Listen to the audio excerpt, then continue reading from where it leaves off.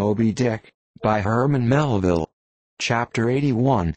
The Pequod meets the Virgin.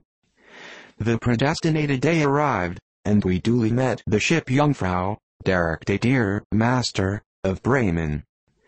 At one time the greatest whaling people in the world, the Dutch and Germans are now among the least, but here and there at very wide intervals of latitude and longitude, you still occasionally meet with their flag in the Pacific. For some reason, the Jungfrau seemed quite eager to pay her respects.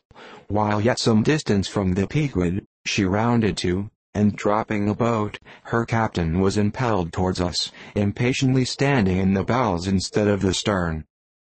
"What has he in his hand there?" cried Starbuck, pointing to something wavingly held by the German. "Impossible." "A lamp feeder."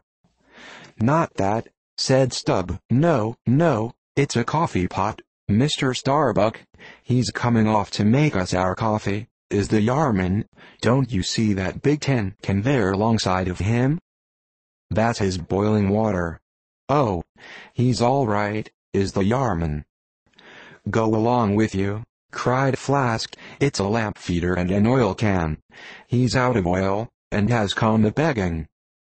However curious it may seem for an oil ship to be borrowing oil on the whale ground, and however much it may inadvertently contradict the old proverb about carrying coals to Newcastle, yet sometimes such a thing really happens, and in the present case Captain Derick did indubitably conduct a lamp feeder as Flask did declare.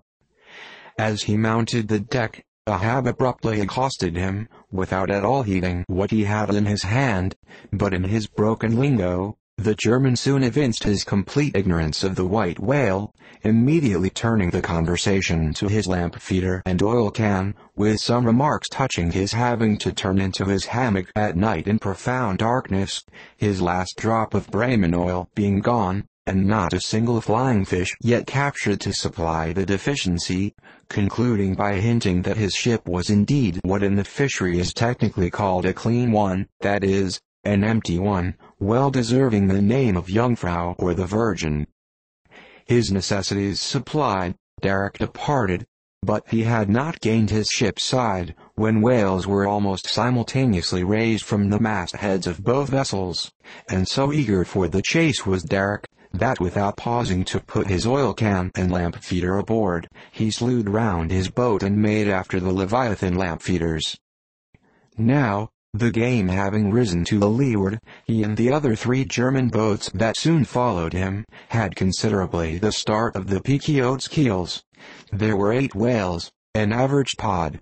Aware of their danger, they were going all abreast with great speed straight before the wind, rubbing their flanks as closely as so many spans of horses in harness.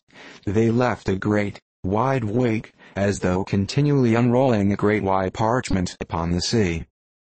Full in this rapid wake, and many fathoms in the rear, swam a huge, humped old bull, which by his comparatively slow progress, as well as by the unusual yellowish incrustations overgrowing them, seemed afflicted with the jaundice, or some other infirmity. Whether this whale belonged to the pod in advance, seemed questionable, for it is not customary for such venerable leviathans to be at all social. Nevertheless, he stuck to their wake, though indeed their backwater must have retarded him, because the white bone or swell at his broad muzzle was a dashed one, like the swell formed when 2 hostile currents meet. His spout was short, slow, and laborious, coming forth with a choking sort of gush, and spending itself in torn shreds, followed by strange subterranean commotions in him, which seemed to have egress at his other buried extremity, causing the waters behind him to bubble. "Who's got some paregoric?" said Stubb. "He has the stomachache, I'm afraid." "Lord, think of having half an acre of stomachache. Adverse winds are holding mad Christmas in him, boys. It's the first foul wind I ever knew to blow from astern. But look, did ever whale yaw so before? It must be, he's lost his tiller." As an overladen Indiaman bearing down the hind Austin coast with a deck load of frightened horses, careens, berries, rolls, and wallows on her way. So did his old whale heave his aged bulk, and now and then partly turning over on his cumbrous ribbons, exposed the cause of his devious wake in the unnatural stump of his starboard fin. Whether he had lost that fin in battle, or had been born without it, it were hard to say. "Only wait a bit, old chap, and I'll give ye a sling for that wounded arm," cried cruel Flask, pointing to the whale line near him. "Mind he don't sling thee with it," cried Starbuck. "Give way, or the German will have him." With one intent all the combined rival boats were pointed for this one fish, because not only was he the largest, and therefore the most valuable whale, but he was nearest to them, and the other whales were going with such great velocity, moreover, as almost to defy pursuit for the time. At this juncture the Pequod's keels had shot by the 3 German boats last lowered, but from the great start he had had, Derick's boat still led the chase, though every moment neared by his foreign rivals.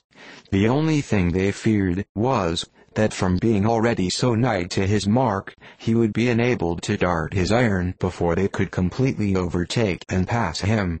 As for Derick, he seemed quite confident that this would be the case, and occasionally with a deriding gesture shook his lamp feeder at the other boats. "The ungracious and ungrateful dog!" cried Starbuck. "He mocks and dares me with the very poor box I filled for him not 5 minutes ago." Then in his old intense whisper, "Give way, greyhounds! Dog to it!" "I tell you what it is, men," cried Stubb to his crew, "it's against my religion to get mad, but I'd like to eat that villainous Yarman. Pull, won't ye? Are ye going to let that rascal beat ye? Do ye love brandy? A hogshead of brandy, then, to the best man. Come, why don't some of ye burst a blood vessel? Who's that been dropping an anchor overboard? We don't budge an inch.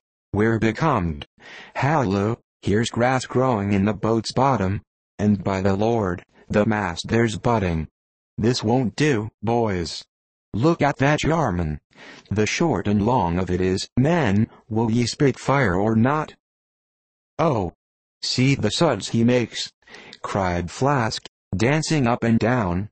"What a hump! Oh, do pile on the beef, lays like a log. Oh, my lads, do spring, slapjacks and quahogs for supper, you know, my lads, baked clams and muffins, oh, do, spring. He's a 100-barreler, don't lose him now, don't, oh, don't. See that Yarman, oh, won't ye pull for your duff, my lads? Such a sog, such a sogger. Don't ye love sperm? There goes $3,000, men. A bank. A whole bank. The Bank of England. Oh, do. What's that Yarman about now?"